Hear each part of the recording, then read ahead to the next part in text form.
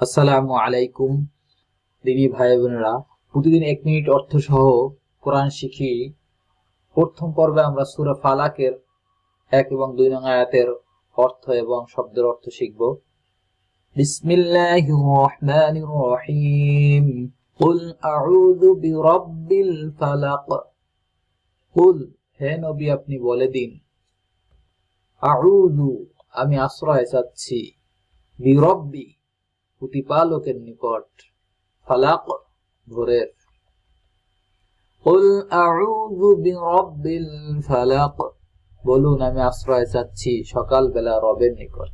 মিন শাররি মা খালাক, মিন মধ্য থেকে, শাররি অনিষ্ট, মা খালাক যা তিনি সৃষ্টি করেছেন। মিন শাররি মা খালাক তিনি যা সৃষ্টি করেছেন তার অনিষ্ট থেকে।